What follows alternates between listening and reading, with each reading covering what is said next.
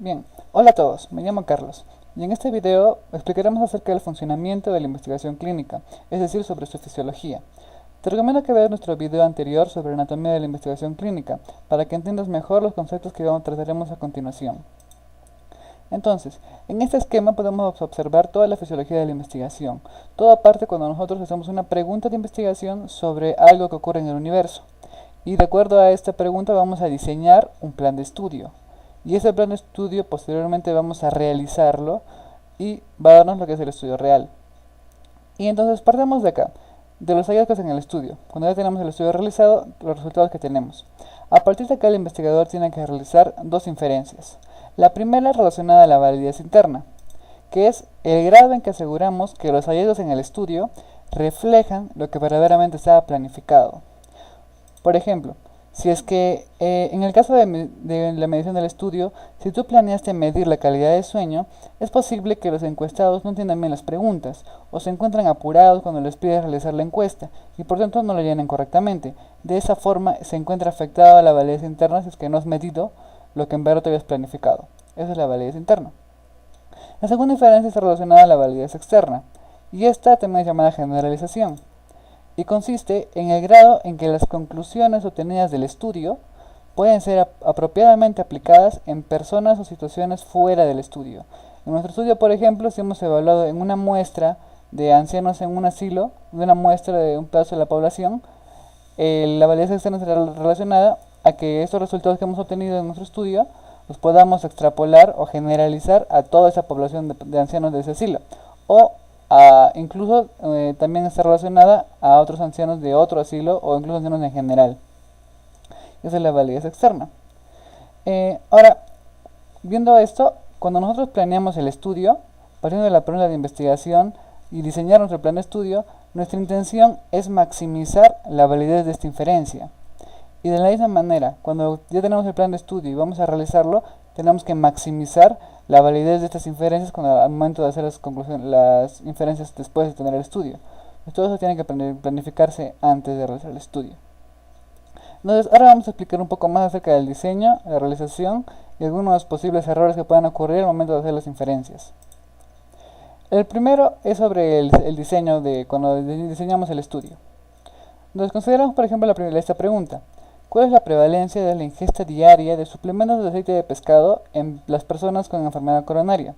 Como tal, esta pregunta no puede ser abordada por un estudio, dado que, en primer lugar, no podemos abordar a todas las personas que tengan enfermedad coronaria, y segundo, porque las mediciones para poder detectar si una persona ingesta o consume esos suplementos de aceite de pescado, e incluso la manera de detectar si una persona tiene enfermedad coronaria es imperfecta, no es muy precisa nuestra manera de medirlo. Entonces, es por ello que nosotros diseñamos de una manera y transformamos esta pregunta de investigación sobre trata sobre algo del universo, de un tema en general, lo vamos a transformar en una pregunta de estudio en el plan de estudio. Por ejemplo, de una muestra de pacientes atendidos en la clínica del investigador, donde trabaja el investigador, que tengan un diagnóstico previo de enfermedad coronaria. Como pueden ver acá ya cambió, ya no es las personas que tienen enfermedad coronaria, sino las personas que tienen el diagnóstico. Y eso a veces hay que tenerlo en cuenta, porque puede que el diagnóstico haya sido mal hecho o de diferente manera. Y además que esas personas respondan a un cuestionario vía correo electrónico. Entonces, eso ya también afecta un poco porque estamos modificando nuestra pregunta inicial.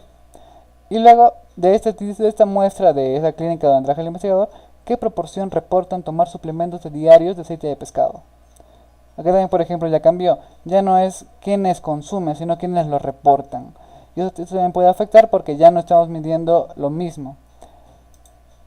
Entonces, aquí, por ejemplo, vamos a observar esto con más detalle. Al momento de diseñar el estudio, vamos a tener los dos componentes clave que tenemos que tener en cuenta. La primera es sobre la población objetivo, que en este caso eran las personas con enfermedad coronaria. Y a nosotros al diseñar ese estudio en un plan de estudio, vamos a escoger una muestra, que en este caso serían todos los pacientes con antecedentes de enfermedad coronaria vistos en la clínica en el último año. Y como les dije, esto puede cambiar, eso ya es un cambio a lo que en verdad era nuestra pregunta de interés. porque puede que las personas que hayan atendido en esta clínica tengan una prevalencia, un valor de consumo de aceite de pescado diferente a otras personas que están fuera de esta muestra. Luego, otro componente aparte de la población es el fenómeno de interés, que en nuestro caso sería la proporción de los que consumen el suplemento de aceite de pescado. Y nosotros vamos a transformarla mediante un diseño a a una variable que estamos planificando, que sería el autorreporte del consumo de suplementos de aceite de pescado. Acá también, por ejemplo, puede ocurrir que la persona se olvide o no recuerde bien cuánto ha consumido. Por lo tanto, ya estamos alejándonos un poco de lo que era en realidad, de los que consumían a los que están reportando cuánto consumían. Es por ello que ya cuando hacemos el diseño ya se está incurriendo en cierto error que va a afectar a nuestras inferencias. Entonces, el motivo de hacer este tipo de transformación, de diseñar el estudio, es de manera que podamos aumentar la factibilidad del estudio. Sin embargo, al hacer esto, estamos disminuyendo la exactitud de nuestras conclusiones, afectando nuestra validez interna, haciendo que aparezca cierto error que va a afectar a nuestra inferencia. En cuanto a la realización, se debe tratar que lo que estamos planificando, que lo que hemos planificado, sea realizado y se haya cumplido correctamente lo que se ha establecido en ese plan de estudio, para al momento de realizarlo, asegurar que estamos haciendo lo que en verdad se planificó. Entonces, el problema con esta fase es que casi siempre la muestra real, lo que vamos a estudiar, difiere muchas veces de la forma que fueron diseñadas. Por ejemplo, nosotros encontramos un registro donde estaban que habíamos atendido 215 pacientes en esa clínica del investigador. Pero resulta que, luego nuestra muestra real fue de 104 pacientes. Es decir, que algunos no quisieron participar, o que pusieron mal su correo electrónico y no les llegó el mensaje, o que no estaba mal llenada la ficha, o su registro electrónico no estaba completo, etcétera. Por diferentes motivos, es probable que nuestra muestra real sea distinta a nuestra muestra planeada. Y de la misma manera, existe una diferencia entre las mediciones reales y las variables y lo que nosotros habíamos planeado. En este caso, nosotros planeamos un autorreporte. En cambio, acá la persona va a responder a los ítems del cuestionario sobre el suplemento de aceite de pescado. Entonces es probable que los pacientes hayan entendido mal las preguntas o se hayan confundido y marquen preguntas incorrectas. De manera que lo que estamos midiendo en la realidad es diferente a lo que habíamos planeado. De esta manera se afecta nuestra validez interna, provocando que aparezca cierto error que de nuevo va a volver a afectar a las inferencias al momento de tener nuestros resultados y sacar conclusiones de lo que está ocurriendo en nuestro estudio. Y ahora, existe un tipo especial de problema de validez cuando realizamos un estudio que examina la asociación entre un predictor y una variable de desenlace o outcome, con el objetivo de buscar una inferencia causal. Por ejemplo, si en un estudio de cohortes se encuentra una asociación entre la ingesta de pescado y el número de eventos de enfermedad coronaria, ¿es que esto en verdad representa una relación de causa-efecto? ¿O es que esta ingesta de pescado es un mero espectador o es un participante de toda una red de causalidad que no hemos estudiado, que no sabemos? Pues esto puede ocurrir y lo que debemos saber por ahora es que uno de los mayores desafíos al diseñar un estudio observacional que busca esta relación de causa-efecto en mayor medida, primero es reducir la probabilidad de confusión y reducir la probabilidad de otras explicaciones a este fenómeno. Y para eso existen muchas formas de hacerlo, que ya en otro video vamos a explicar más a detalle sobre esta parte, para poder encontrar la inferencia causal, una asociación de causa-efecto, que ya es distinto a lo que hemos visto de una validez interna y de una validez externa. Ahora veremos sobre los errores en la investigación. Como hemos visto, el error puede ocurrir al momento de diseñar y al momento de realizar el estudio. Y entonces tenemos que tener en cuenta que ningún estudio está libre de errores, todos tienen. Por tanto, nuestro objetivo es maximizar la validez de dichas inferencias desde nuestra muestra hacia nuestra población objetivo. Y bueno, existen dos momentos durante toda la investigación en los que se puede tratar con estos errores. El primero es durante la fase de análisis. Cuando tenemos los datos se puede aplicar ciertas pruebas estadísticas o ciertos asuntos más estadísticos matemáticos donde se pueden controlar estos errores. Existe otro momento que es durante el diseño y la realización del estudio, y que es más recomendable trazar con los errores al inicio del estudio, es decir, durante ese momento. Y tenemos dos tipos principales de errores que van a ocurrir en la investigación: el error aleatorio y el error sistemático, que vamos a detallar a continuación. El error aleatorio es un resultado erróneo debido al azar, y que la probabilidad de distorsionar las mediciones del estudio es la misma en cualquier dirección. Entonces, explicando eso con un ejemplo, vamos a ver a continuación unos ejemplos. Pero antes, veamos de que el error aleatorio puede ocurrir al momento de seleccionar la muestra y al momento de hacer la medición. En caso de la muestra, imaginen que tenemos una población P de 600 personas y se sabe exactamente que esa población tiene un porcentaje de prevalencia, digamos, de consumo de aceite de pescado de 20%. Y nosotros vamos a sacar muestras de esa población. Una muestra, por ejemplo, de 100 personas, y encontramos que acá 18 personas consumen los elementos de aceite de pescado. 18. Entonces acerca de 20, sí, está bien. Pongamos otra muestra aleatoria de 100 y encontramos 19. También está bien, está cercano al valor real. Otra muestra de 100, 21, otra muestra de 22, pero puede darse el caso que debido al simple azar, este valor, sacando de una muestra, sea 28, un número más alejado del real. O que debido al azar, una muestra de 100 de manera aleatoria, sacamos un valor de 12. Y esto es a lo que se refiere cuando decimos de que los resultados de esas mediciones se van a distorsionar en cualquier dirección. Puede aumentar o disminuir de acuerdo al valor real. Entonces es ahí donde puede ocurrir el error aleatorio en cuanto a la muestra. En cuanto a la medición, imaginemos por ejemplo que a una persona le aplicamos una encuesta, un instrumento, y ese instrumento nos da un valor final de 3 de esa persona, como un diagnóstico de 3. Si esa misma persona nosotros le realizamos esa encuesta o ese instrumento, le aplicamos durante otro momento, digamos después de una semana, resulta que nos sale 5. Y si le aplicamos de repente otra fecha donde él está más, digamos, un poco más deprimido, más triste, y entonces no tiene muchas ganas de hacer el estudio, le saca 2. Y así.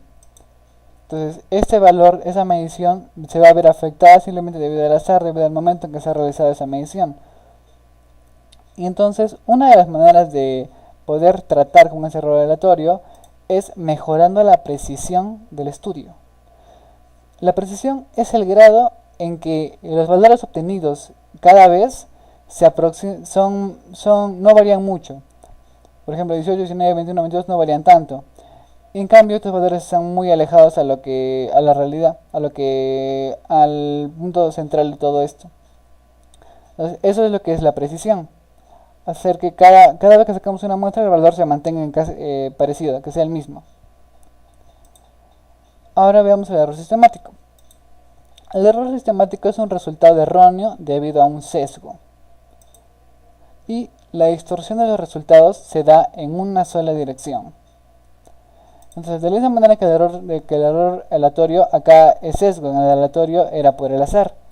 Y en el aleatorio era en cualquier dirección. En el error sistemático es en una sola dirección. Y bueno, aquí también puede ocurrir el error tanto en la muestra, en la medición. En la muestra, por ejemplo, en el ejemplo anterior teníamos de que nuestra población objetivo eran personas con enfermedad coronaria. Ahora nosotros escogemos una muestra, que eran todos los pacientes con antecedentes de enfermedad coronaria vistos en la clínica del investigador en el último año. Entonces, hipotetizando un poco, es probable que ocurra la siguiente situación. Es probable que los patrones de tratamiento local, o sea, de esa clínica del investigador, respondan al interés del investigador en el tema. Entonces es posible que el investigador, debido a que está muy interesado en el tema, haya leído bastante y está conversando con sus colegas, y ellos recomiendan a su población, a la población que tienen, les recomiendan tomar más suplementos de pescado. Es por ello que, por ejemplo, él y sus colegas pueden recomendar el consumo de suplementos de pescado más que un médico promedio. De esta forma, el valor que se va a obtener de ese estudio va a sobreestimar el valor real que ocurre en otras situaciones, en otros lugares. Y como se pueden darse cuenta, esto ya es por una Hay una distorsión de las mediciones en una sola dirección, se está sobreestimando. Y en cuanto a la medición, por ejemplo, si tenemos una encuesta o un cuestionario y nosotros queremos medir nuestro fenómeno de interés, y resulta que nosotros al momento de... Nosotros lo vemos de esta manera y el paciente o el encuestado lo ve de esta manera y no lo entiende. Digamos que existe falta de claridad en el cuestionario.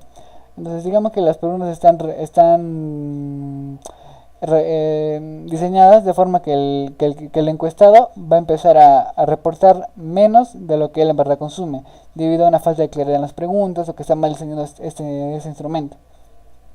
Entonces, de esta manera, el valor que ellos van a reportar va a ser subestimado, va a estar subestimado a lo que en verdad es. Ellos van a reportar menos de lo que en verdad ellos consumen. Y esto es debido a un error en digamos, en nuestro instrumento. Y es así como los resultados de esta medición se van a distorsionar en una sola dirección. O se sobreestima o se subestima. Entonces, la manera de tratar con este error sistemático es aumentando la exactitud del estudio. La exactitud está relacionada al grado en que el valor que estamos obteniendo del estudio se asemeja mucho, o el grado en que este valor se asemeja al valor real. Y eso, por ejemplo, una manera de aumentar la exactitud es disminuir todos los sesgos que hay. Existen varios sesgos que también vamos a detallarlos en otro video sobre sesgos. Existen varios sesgos que van a ocurrir durante la investigación y la idea es reducirlos. Y si es que no se puede reducir, por lo menos el investigador debe tener en cuenta si es que la presencia de estos sesgos van a afectar de forma importante al estudio. Por ejemplo, en este caso del investigador, él por ejemplo puede ver, hacerlo en su clínica y de repente buscar algún otro estudio que se haya realizado en otro centro de salud más alejado y ver si es que la prevalencia es similar.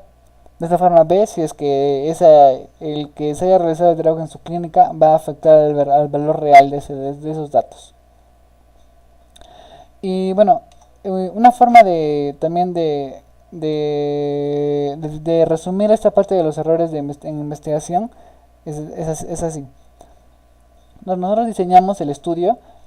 Con el momento de diseñar puede haber que aparezcan los errores aleatorios o el error sistemático. Pero el error aleatorio, ¿cómo lo tratábamos? Podemos mejorar el diseño. Por ejemplo, en vez de hacer un estudio transversal, ahora hacemos un cohortes, un caso de controles o un ensayo clínico. Mejorando el diseño. Otra es aumentando el tamaño de muestra. Como pueden recordar en el ejemplo anterior, de una población de 600 y le sacamos muestras de 100. Entonces, una manera de disminuir este error aleatorio es sacar muestras más grandes. De esta manera también se aumenta la precisión del estudio. Y bueno, también existen otras estrategias que también se van a detallar en otros videos sobre la precisión de un estudio de las mediciones. En cuanto al error sistemático, pues se trata, digamos, también mejorando el diseño y estrategias para aumentar la exactitud del estudio. Vean que precisión está relacionado a error aleatorio y exactitud relacionada al error sistemático. Y luego cuando nosotros ya tenemos nuestro plan de estudio y vamos a realizarlo, también puede ocurrir estos dos errores, el error aleatorio y el sistemático. Para poder controlar estos errores, lo que tenemos que hacer es hacer un control de calidad. Por ejemplo, a veces puede ocurrir de que tenemos un cuestionario, un instrumento y vamos a aplicarlo. Y para ello nos hemos dividido todos los investigadores van a hacer la encuesta y puede que unos la apliquen de cierta manera, otros traten de aclarar una pregunta en forma distinta, de manera que cada uno va a recoger datos que no son los que en verdad se hayan planificado. Y para ello, por ejemplo, el control de calidad. ¿Qué se podría hacer? Por ejemplo, una reunión donde a todos se les explique cómo deberían realizar la encuesta, etcétera. Hay varias estrategias que también vamos a ver en otra oportunidad, en otro video. Y bien, entonces en este esquema final podemos observar todo lo que hemos hablado en este video. Todo esto se resume en que nosotros hacemos una pregunta de investigación y para poder tener una respuesta correcta a esta pregunta tenemos primero que diseñar y luego realizar el estudio, pero esto hay que hacerlo de tal manera que maximicemos las valideces.